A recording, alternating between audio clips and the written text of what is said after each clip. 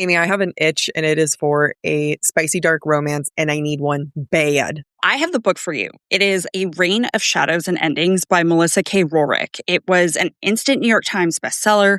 It was a huge indie hit on BookTok, and I think it is right up your alley. It seriously has some of my favorite tropes, like shifters, vampires, witches. You know how I feel about vampires. There can never be enough. It has the best morally gray characters, fated mates, meddling gods, forced proximity, touch her and die. One bed, one horse, he falls first. Enemies with benefits. I love enemies with benefits. Don't tell me your feelings at all. Just ravage me, please. I need to read this immediately. I love that there's even LGBTQ rep. The series overall features romantic relationships like MFM polyamory, MM, and FM. Give it all to me. You know how I love to feel devastated by reading a book? A Reign of Shadows and Endings is it. And if you're like Jack and I and you love special editions, there is a gorgeous deluxe version with stenciled edges, foil details, and full color character arc from Kensington Publishing. It is, in fact, in my heart currently. We're so excited to read it, and you can too. You can find A Reign of Shadows and Endings by Melissa K. Rorick wherever books are sold in print and in ebook. You can also find Melissa online at her website, melissakRorick.com, at Melissa_K_Rorick on Instagram, and at author Melissa K. Rorick on TikTok. That's ROEHRIC. This is what everyone's talking about. Everything's on the table. This is what champions come to take. This is what everyone came to see. And the slam! No do-overs. No second chances. No more Mr. Nice Guy. This is winner take all. The NBA Finals continue on ABC and the ESPN app. I wrote a little song to remind you, Choice Hotels get you more of the experiences you value. The Cambria Hotel's got it all. A rooftop bar, have a ball. Cocktails up here feel just right. Is Cambria amazing? All right. Bring a date, your team, or even your mom. Book direct at choicehotels.com. See you on the roof. Welcome to Academia Unlocked, a special series from BookTok for BookTok, where we take one classic work and explore it through 3 episodes, moving from understanding the text to deep analysis and finally to cultural interpretation. This is Jack. And I'm Amy. Between us, we have over 13 years of academic literary training, bachelor's degrees in creative writing, and master's degrees. We built this series to bring the depth we learned in our training into a space that feels like a conversation anyone can participate in.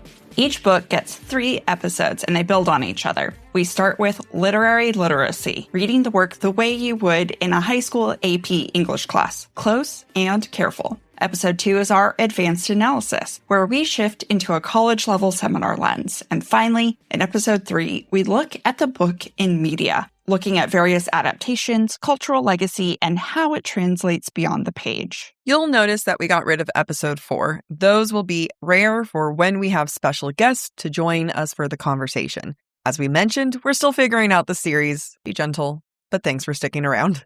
Amy, what if you woke up one night and someone sat across the room from you and it wasn't Edward and said, I've been alive for 200 years and I want to tell you everything? I think I would be concerned. Do I already know this person? You know what? That's a great... Did they just show up? Let's just say you saw them earlier. I don't know what's worse. I don't know what's worse. I don't know what's worse. A stranger or someone you saw earlier. Yeah. No matter what, with no context, no knowledge of this person, I think that's terrifying. Yeah.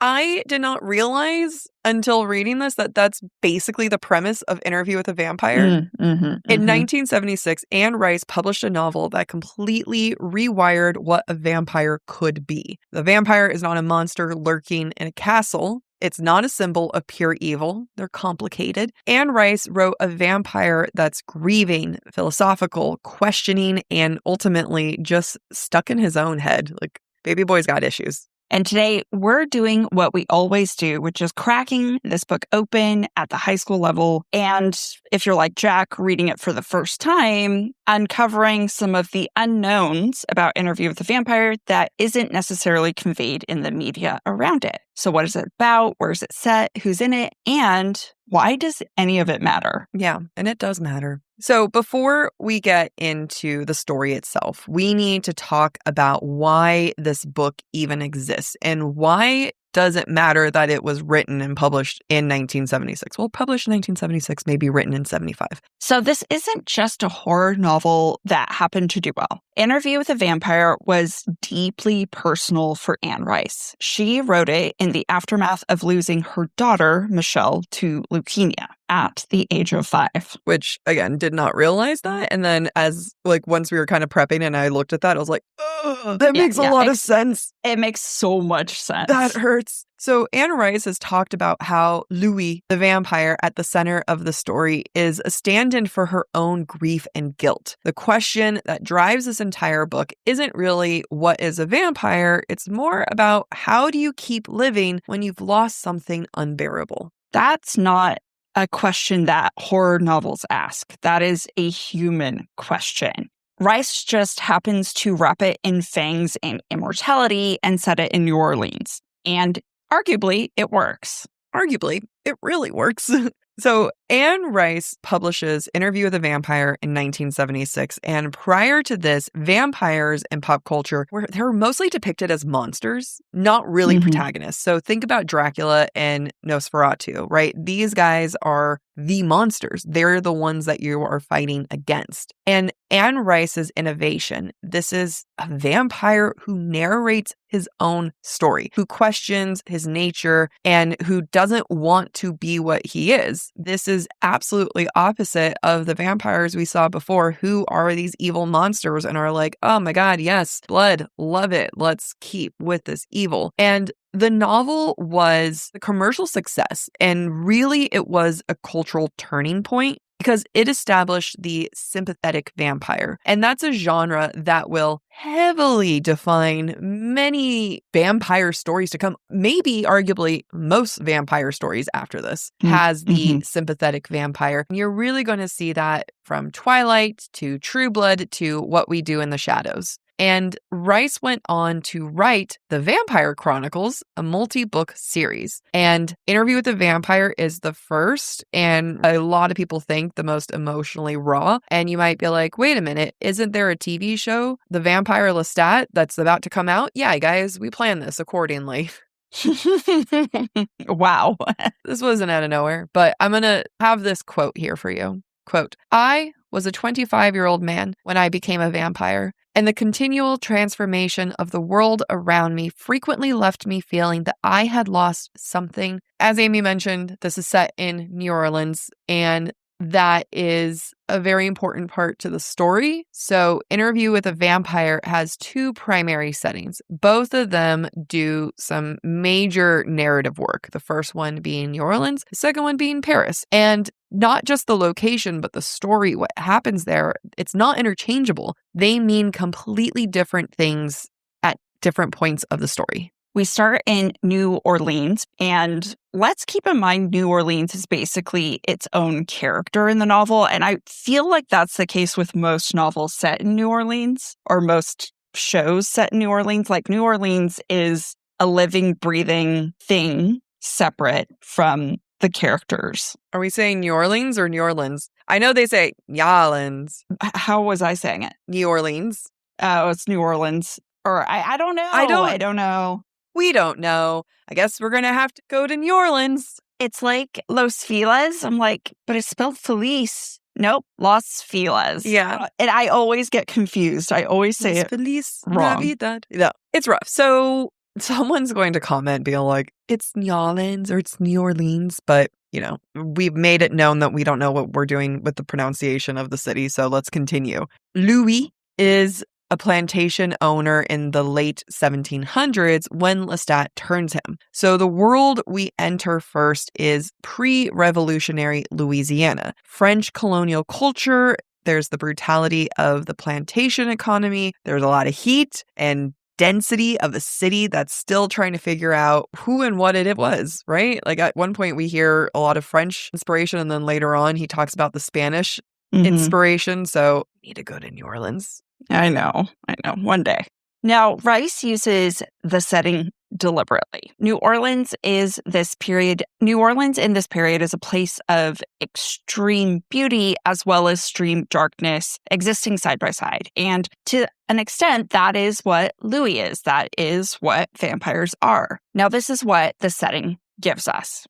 New Orleans in the late 1700s to 1800s was a place of enormous cultural mixing. We have the French, Spanish, African, Caribbean, indigenous, and that gives the world of this novel a very specific richness and maybe strangeness to those of us who were not alive at that time. Who knows? Maybe somebody listening is a vampire who was there. Oh my God. Be incredible.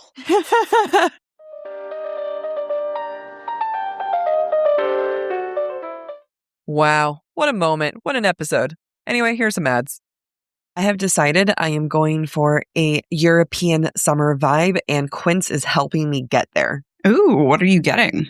Okay, I'm obsessed with some of their linen clothing, but one of my all-time favorite pieces that I recently got from them is their leather ballerina flats. And I am walking everywhere and I feel so chic with them. My favorite piece of my spring and summer wardrobe is the soft organic cotton button-up. I use it as a layer for cooler mornings or cooler evenings. I wear it to work or I wear it out casually with my favorite pair of shorts. It's so adaptable and I always feel put together, even if I just rolled out of bed.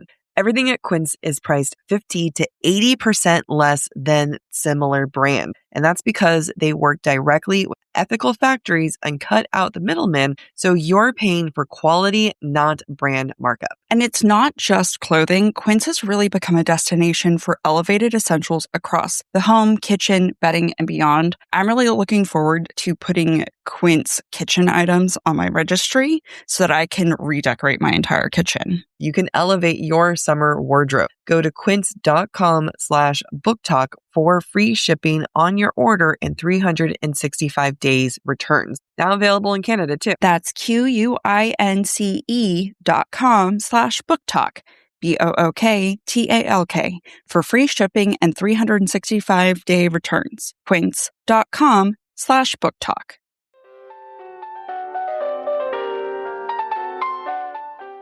The plantation context matters. Louis owns enslaved people. Rice doesn't look away from this fact. Louis's guilt about his own plantation predates his guilt about being a vampire, and the two become intertwined in very complex ways. The city of New Orleans is famous for its relationship with death. We have jazz funerals, above-ground cemeteries, Mardi Gras as a celebration and confrontation of mortality, all of which mirror Louis's condition. We also have the combination of heat, decay, and beauty, which encapsulates the physical environment of New Orleans. We have the rotting grandeur of old buildings. We have humidity and flowers blooming over swamps. And you could argue in a lot of ways this mirrors the vampires themselves. They're gorgeous and decomposing at the same time. I mean, especially those European ones. Oh, yeah. Especially those European ones. They're nasty. Now, this one quote from the book, I think, perfectly encapsulates this idea. Quote, New Orleans was a city of passion and death, of high Catholic ritual and voodoo, of profound darkness and beauty, such as I have never seen elsewhere. It is this amazing mix of contrasts that works, but only works in New Orleans. Then the setting switches to Paris. Oh, Paris. Paris is where Louis and Claudia go searching for other vampires. They want answers, right? Is there a community of other vampires? Is it really just them and Lestat? Is there meaning to what they are? They talk a lot about God. Like, are they the creators? Are they God? Mm-hmm. And what they find is the Theatre des Vampires, which is essentially vampires performing vampirism on stage for a human audience who think it's all an act. I can't wait for us to get into the analysis side of things because for them to discover vampires who are just performing vampires, and that's the answer to vampires for them, is this like performance of it, to bring the analysis on. Paris is a very specific choice as well with the setting of this part of the novel. Paris represents civilization, history, and the old world order, but also decadence and performance. Remember, a lot of New Orleans is French colonial, so you have almost like getting back to the root of who New Orleans is. And the theater des vampires is a brilliant inversion. Vampires are hiding in plain sight by pretending to be humans, pretending to be vampires. And the TV show, I actually haven't seen the movie, Interview with the Vampire. What? Yeah. Oh, see, and I haven't finished watching the TV show. That's funny. Yeah, I've only seen the scene where Kirsten Dunst kisses. I don't even know who's Louis and who's Lestat. Don't tell me. Brad Pitt or Tom Cruise. Like, I go back and forth. Yeah, I know one of them's one of them. But I love the TV show and how they show the theater. And if New Orleans is this raw grief and guilt, Paris is really this theatrical cruelty. It strips Louis's remaining idealism and shows him what immortality can be without moral consciousness. This is really where Louis loses it, and he's just like, you know what? I'll be bad. That's fine. And the contrast between the two cities mirrors the novel's central tension, feeling versus nihilism, meaning versus meaningless. You know, there's a reason why this novel is not done in chapter form and it's done in parts. So what actually happens in this book? The structure of this novel is unusual, and it's really worth discussing it before we dive in. The entire story is a frame narrative, meaning the actual plot is told as an interview. Which is interesting for us to jump to after The Color Purple, which also didn't have chapters and was all letters. Now, the premise of the book, or the structure of the book, is a young journalist, we're just going to call him the boy, in the movie it's Christian Slater, tracks down Louis and asks to record Louis's life story. Now, Louis agrees, so the book starts at the start of that interview where Louis is just talking essentially into a tape recorder. That means everything gets filtered through Louis's perspective. I mean, talk about an unreliable narrator, which is funny because we didn't really talk about that too much in The Color Purple because it was all interior. It was all interior, but it's also like she was unreliable in the sense that she was too hard on herself. Like anything she said, I was like, you're perfect. You're fine. Louis, we can't trust at all because this is all from Louis's perspective, Louis's memory, and Louis's interpretation of events. And that's kind of the whole point of this book, is that we are getting one vampire's testimony, not objective truth. I think that Rice does a good job of that. And I hope that, I think sometimes people get, in our experience online, sometimes people get defensive at the concept of an unreliable narrator and they just kind of take everything at face value. And I think that Rice does a really fantastic job of making it clear that we should not be trusting Louis.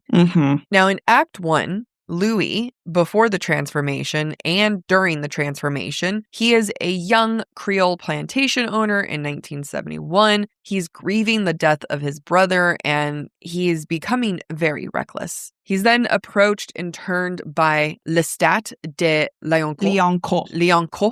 Neither of us are French here. Lestat is a charismatic, amoral vampire who sees in Louis someone that he wants. What is it that Lestat wants from Louis is a mystery within itself because he kind of hates Louis from the get-go. And I think that's because Lestat wants Louis either as a companion or as a source of income because Louis's wealth and finances is what funds their existence.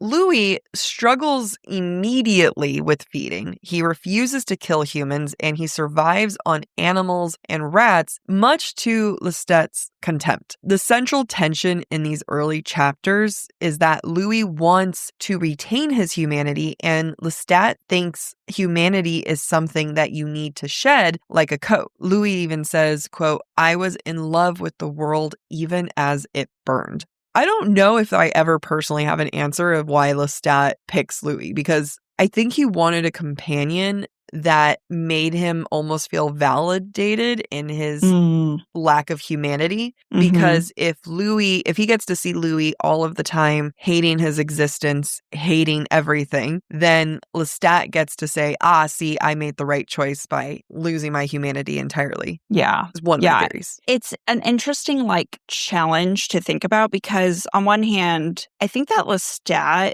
really wanted Louis' income, but actually admired Louis' business savvy. Mm-hmm. And I think in a lot of ways, I could see Lestat looking for a mentor, not a vampire mentor, but as someone who can survive the world. Yeah. And thrive in the world, technically. Yeah. And instead, what he got was somebody who didn't want to give up his humanity. Mm-hmm. And so Lestat neither got property or, he used Louis' money, but Louis didn't freely hand things over. And he got, in his mind, a simpering idiot who just loves humans and won't let go of them. And that frustrates Lestat. I do wonder if it makes Lestat question his choices as well. Mm-hmm. Did he give up his humanity too easily? Yeah. I think it heightens his inferiority complex. I agree. We'll get into it with the theater, but I feel like the theater in the company of vampires, to me, in a way, proves that they all still have their humanity and that this idea of being a wicked vampire is entirely a choice. Mm-hmm. Is the movie just as queer as the TV show? No. Because the entire time I was reading this, I could only read them as part-time lovers too. And now I'm just I don't know what's true or not, but that's my truth. It's not as queer coded. No. That's unfortunate because I think I would enjoy to see that with Brad Pitt and Tom Cruise. Yeah, unfortunately, no. 90s Brad Pitt and 90s Tom Cruise? Mm-hmm. Yeah, no. I think Brad Pitt could have done it. I don't think Tom Cruise would have allowed it. He's a creepy little man. All right. We then get into Act 2, which really is the journey of Claudia, or Louis' journey with Claudia becoming a vampire. So in a moment of desperation and honestly kind of catastrophic for Louis and his morality, Lestat turns a 5-year-old girl named Claudia into a vampire. Now, he does it because Louis, in desperation, fed on Claudia, feels bad about feeding on Claudia, and Lestat's like, well, you need a companion. So, which is what happens. Claudia becomes Louis' ward and is beloved, and in a lot of ways is his child, and evolves into his emotional anchor. She is brilliant, she's fierce, but she's also trapped. She never ages physically, even though her mind grows into adulthood, which every time I read it, it's I feel that pain. Yeah. Of just can you imagine being 5 years old and having the brain you currently have? No. There's just so many parts where I was it's getting creepy. Mm-hmm. I'm happy that it wasn't written by a man because I don't think it had malicious intent behind it. Because she and Louis share a genuine bond of love, and it is a familial love, but there are times where it borders on not familial. It's the definition of I will be your father figure, put your tiny hands in mine. I will be your preacher teacher. Anything you want of mine, I will be your brother lover. Was it written for this? I'm kind of wondering. I don't know. I don't know. On the other hand, Lestat serves as a kind of monstrous father figure for both Louis and Claudia, and eventually Claudia convinces Louis to conspire against Lestat. Now, as we kind of lamented, Claudia's storyline is one of the most devastating in the novel, and it does raise explicit questions about what it means to be robbed of a future and what kind of cruelty does it take for someone to do that to another person? Mm-hmm. Then we get into the third arc, and that is the break from Lestat and the journey to Europe. Claudia and Louis attempt to kill Lestat and flee to Europe. The violence of this act haunts Louis for the rest of the book. They travel to Eastern Europe first, hoping to find the quote-unquote old world of vampires with answers. Instead, they find feral, mindless creatures with no consciousness. Now, at this point, they don't even really know how to turn other vampires. Like, they are so naive as to what they are and what they're capable of. Eventually, they arrive in Paris and encounter Armand and the Theater of Vampires, which is a coven of sophisticated vampires, again, quote unquote sophisticated, led by the ancient Armand, who becomes deeply interested in Louis, which is an understatement. He loves him. Although it's funny because it's like Armand's like, I am the oldest vampire, 400 years old. I'm like, bitch, please. I've met other older vampires in other books. In their universe, in this universe. Well, I don't know what happens in the rest of the series, but I feel like, isn't he lying? No, he genuinely believes he's the oldest. Okay, but I feel like that's not true. Because then who turned him? I've read the book about his maker. Okay. That's one of my favorites. But he does believe his maker is dead. Gotcha.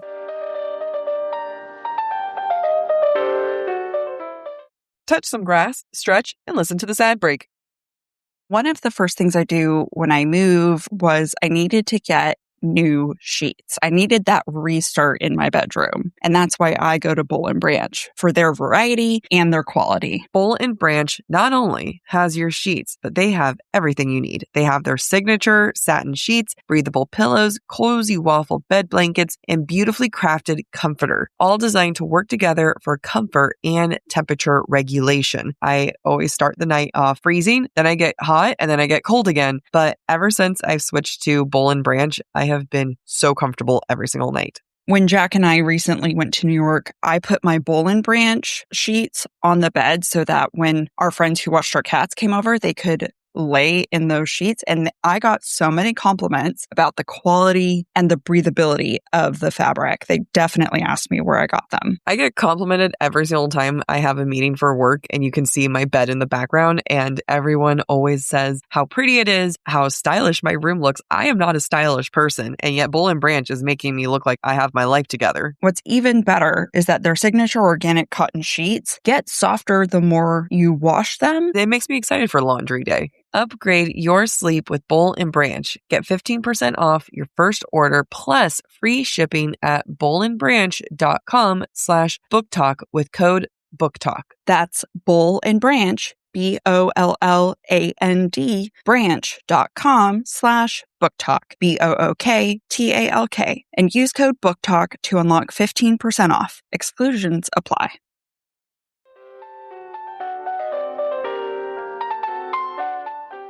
So Armand is the first vampire that Louis meets who seems to have genuine interiority. Like, he thinks about his own actions. And because of that, Louis is drawn to him in a way that he has not been drawn to anyone else, because they both seem to be searching for meaning. And this is queer relationship, so at least we got something queer in here. Good job, Anne. Yeah, it's a shame it's not more explored in the OG movie because it's Antonio Banderas and Brad Pitt. Wait, Brad Pitt's Louis? Yeah. Okay. Oh, your face. I am going to be thinking about this for a very long time. I'm still shocked you have not watched the movie. It is one of my favorite movies. Yeah, because I was so young and it's not the kind of movie my mom would go back and be like, let's show it to you. My parents allowed me to watch this and Bram Stoker's Dracula with Keanu Reeves and Gary Oldman as a child. I'm like, there's a lot of female nudity in these. Yeah. No wonder why I'm gay.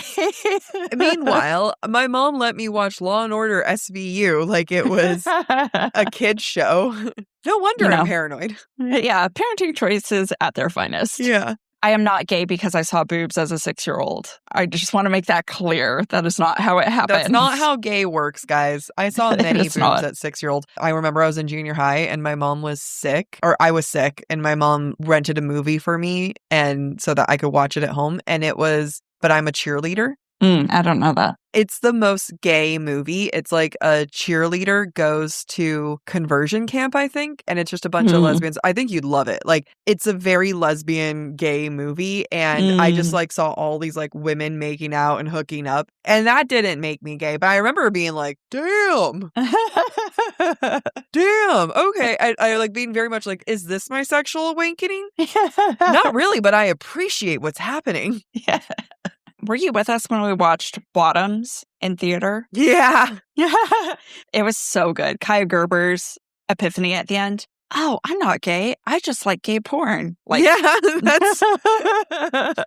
We then move into Act 4, which is the, how does he say it in the audiobook? Theatre de Vampire, I think is how he says it. I don't know. I don't speak French. And Loss. The coven, or the group of vampires at the theater, are led by... Now, led is like a debate that Louis and Armand have. Armand is the leader, but not the leader. Santiago is the leader, but not the oldest or most powerful. It's confusing. But the majority of the vampires there are led by Santiago, who is cruel and unusual, and accuses Claudia of the quote-unquote crime of attempting to kill her maker, aka Lestat. Now, because of this crime, Claudia is executed. She is exposed to sunlight and burnt to a crisp. Louis is imprisoned at that time so that he can't save her. Now, this is an emotional catastrophe, and in a lot of ways, the climax for this novel. Louis is destroyed emotionally and in turn destroys the theater in revenge. However, he never kind of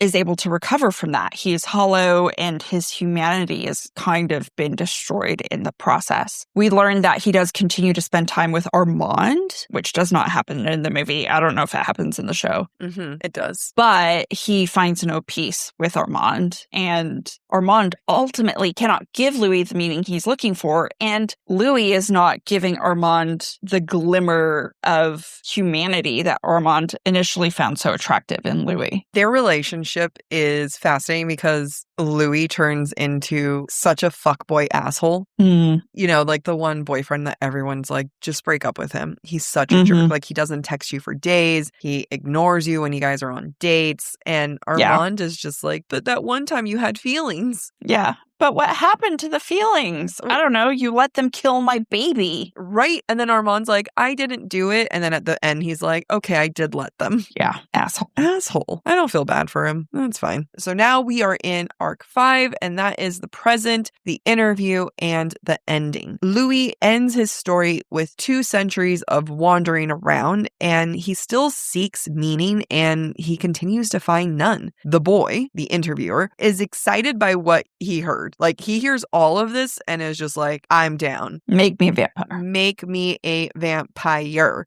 And he tells, like, Louis, like, he doesn't even really ask him. He's like, turn me into a vampire. Do it. And Louis, understandably, is absolutely horrified and disgusted by this because he's like, seriously? After everything I told you, you want to be a vampire? Because the boy only heard of the adventure. He only hears that part. He doesn't hear the loss, which, like, talk about stupidity, because that's all Louis talks about is the loss. The final act, in a final act of anger and despair, Louis attacks the boy, leaving him alive but thoroughly traumatized. The boy survives, and then he goes and finds Lestat alive and deteriorating and attempts to get more recordings from him. But Louis also goes and finds Lestat too. And and that kind of have a reconciliation, but not really. Kind of.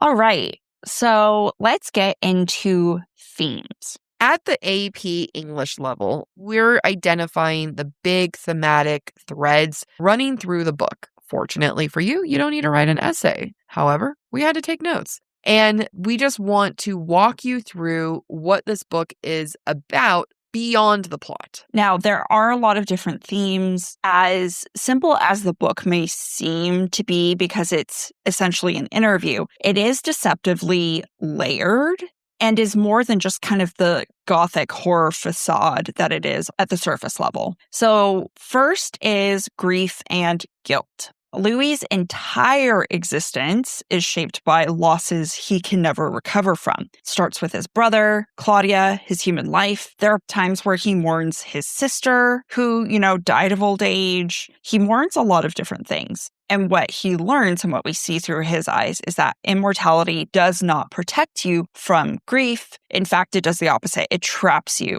inside of your grief. Another theme we've talked about is moral consciousness, but more importantly, choice. There's a question of whether being a predator makes you evil if you're aware and horrified by your nature. Louis is a killer who feels everything. Lestat is a killer without feeling. And so which one is worse? Like morally, I think we know which one's worse, but like what does it feel to be worse?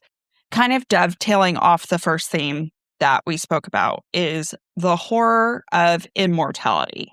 If you're like the interviewer, the idea of living forever sounds like the best thing that could possibly happen. It's a gift. You get to go on adventures. You get to see the world change. You get to experience life in so many different forms. But the novel is actually arguing that immortality is a curse. You not only experience loss, you accumulate loss. And while the world changes, you don't. Everyone you love dies or leaves, which is a funny parallel to a book I just finished. And like, you can't even enjoy the present because you know it's all going to get taken away from you. Did that book end up being a standalone? Yeah. That's such a bummer. It was a happy ending. Oh, I can dabble. But it was an emotional roller coaster. I don't think that was the best book to read during this week. I started it before this week started.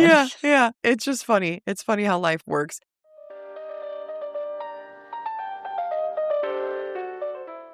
We promise this is important. Capitalism, but make it brief. Faraday presenta Ojos con Alergia y Picazón contra el Jardinero. Y el ganador es Faraday Extra Fuerte. Para aliviar la picazón de los ojos por alergia, actúa más rápido y supera a Claritin y Flonase aún a las 24 horas. Faraday, adelante.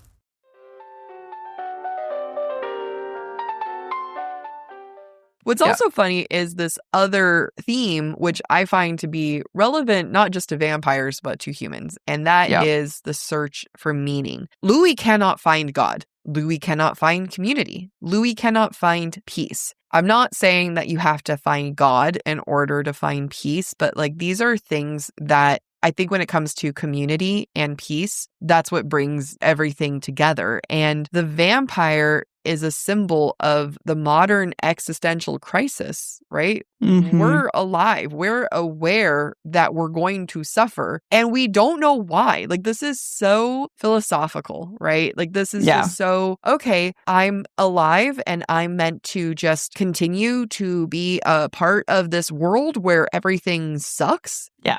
This is feeling a lot like my conversation with my therapist yesterday. I'm sorry. Like echoes. And then to quote one of my favorite quotes from Florence, to exist in the face of suffering and death and somehow still keep singing. Yeah. She wrote that for me. She did. Who knows? Who knows if she did? She is a big reader, though. Yeah. Finally, one of the other big important themes that I think we can see throughout the setting of New Orleans in the early 1700s or late 1700s, as well as the dynamics of vampires and whatnot, is this idea of exploitation and power. For example, Lestat and Louis, their dynamic is one of dependency.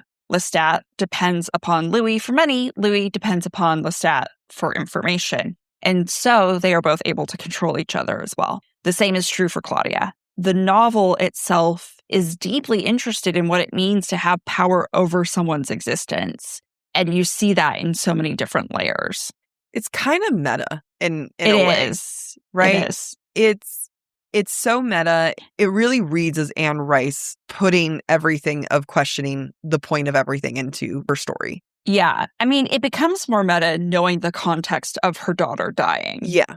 Like, if you read it without that knowledge, it is a little indulgent. Yeah. But it is still ultimately, the thread is someone is searching for meaning. Mm-hmm. It just becomes more deep knowing the context of the author. I always interpreted Louis starting this interview with the boy and going through this as a way of him trying to make peace or almost explain, like, this is why I killed. This is why I did it. Yeah. Explain his actions and be validated or to have someone say, it's okay. Yeah. You did the best you could. You were given shit circumstances and, no one's perfect. You tried. Instead, he gets, oh my God, me too, please. I would love to be signed up for that, right? And very quickly from the beginning when I was like, okay, so we're not doing a reliable narrator. It's Louis really putting himself in the best, not when I say the best light, I mean the most suffering light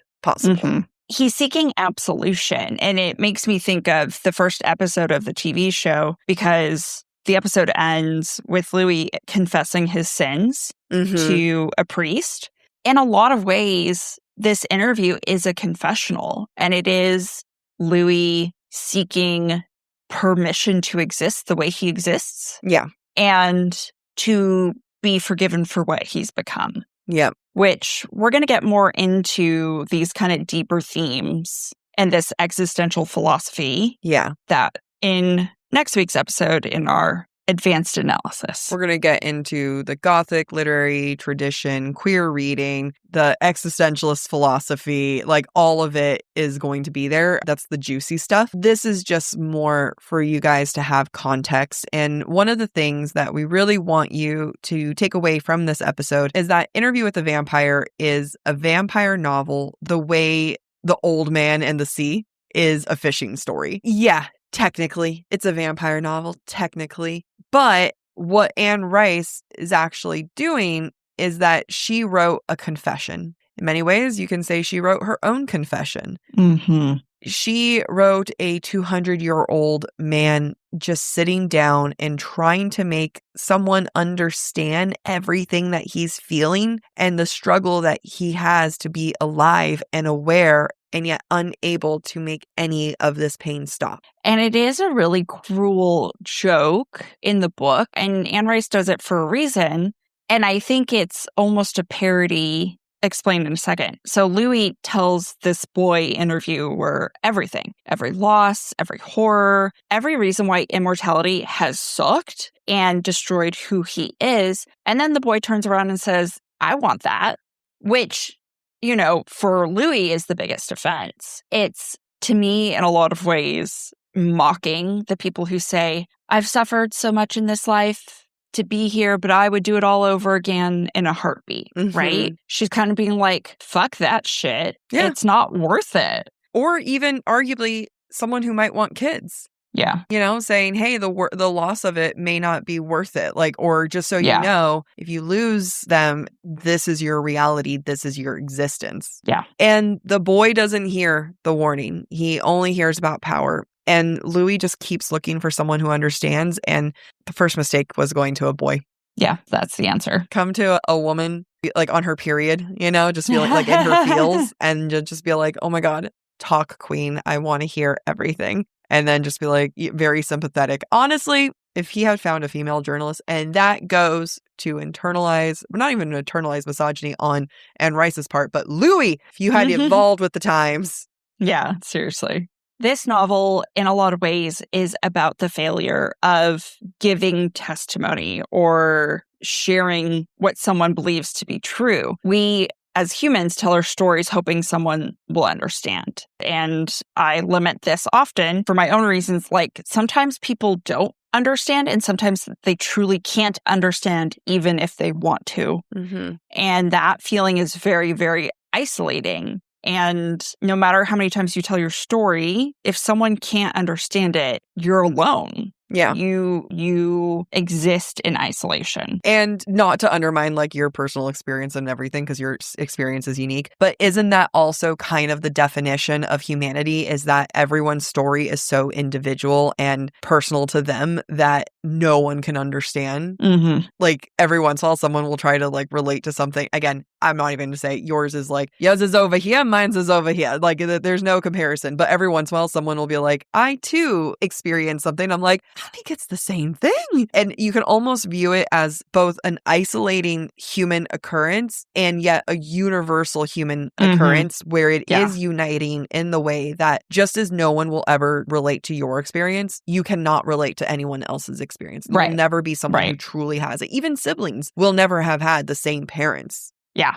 Don't I know it? Yeah. When you think about that, and you feel and you understand the context of that and the vampires and the vampire myth, it blows my mind. And, I can't wait for us to dive more into everything, especially the existentialism, because this is a very fantastic. It's very rich book. Yeah. Very philosophical. Very. So yeah, we will see you next time for Analytical Glory. Thank you for listening to this episode of Academia Unlocked with Book Talk for Book Talk with Jack and Amy. If you're enjoying the show, don't forget to rate, review, and subscribe on your favorite podcast platform. It really helps other readers find us. And of course, we love to hear what you thought of today's episode. Share your comments through our form at booktalkforbooktalk.com, and we might feature your feedback in a future mini episode or in a Patreon exclusive episode. For merch and more ways to support the show, head to booktalkforbooktalk.com. You can also follow us on TikTok, Instagram, and YouTube at the handle Book Talk for Book Talk. And don't forget to join us by subscribing to the Subtext Society Journal.substack.com to get more insights into the romantasy and romance genres. Bye! I have decided I am going for a European summer vibe, and Quince is helping me get there. Ooh, what are you getting? Okay, I'm obsessed with some of their linen clothing, but one of my all-time favorite pieces that I recently got from them is their leather ballerina flats. And I am walking everywhere and I feel so chic with them. My favorite piece of my spring and summer wardrobe is the soft organic cotton button-up. I use it as a layer for cooler mornings or cooler evenings. I wear it to work or I wear it out casually with my favorite pair of shorts. It's so adaptable and I always feel put together, even if I just rolled out of bed. Everything at Quince is priced 50 to 80% less than similar brand. And that's because they work directly with ethical factories and cut out the middleman. So you're paying for quality, not brand markup. And it's not just clothing. Quince has really become a destination for elevated essentials across the home, kitchen, bedding, and beyond. I'm really looking forward to putting Quince kitchen items on my registry so that I can redecorate my entire kitchen. You can elevate your summer wardrobe. Go to quince.com/booktalk for free shipping on your order and 365 days returns. Now available in Canada too. That's QUINCE.com/booktalk. BOOKTALK for free shipping and 365-day returns. Quince.com/booktalk. One of the first things I do when I move was I needed to get new sheets. I needed that restart in my bedroom. And that's why I go to Boll & Branch for their variety and their quality. Boll & Branch not only has your sheets, but they have everything you need. They have their signature satin sheets, breathable pillows, cozy waffle bed blankets, and beautifully crafted comforter, all designed to work together for comfort and temperature regulation. I always start the night off freezing, then I get hot, and then I get cold again. But ever since I've switched to Boll & Branch, I have been so comfortable every single night. When Jack and I recently went to New York, I put my Boll & Branch sheets on the bed so that when our friends who watched our cats came over, they could lay in those sheets. And I got so many compliments about the quality and the breathability of the fabric. They definitely asked me where I got them. I get complimented every single time I have a meeting for work and you can see my bed in the background and everyone always says how pretty it is, how stylish my room looks. I am not a stylish person and yet Boll & Branch is making me look like I have my life together. What's even better is that their signature organic cotton sheets get softer the more you wash them. It makes me excited for laundry day. Upgrade your sleep with Boll & Branch. Get 15% off your first order plus free shipping at bollandbranch.com/booktalk with code BookTalk. That's Boll & Branch, BOLLAND, branch.com/booktalk, BOOKTALK, and use code BookTalk to unlock 15% off. Exclusions apply.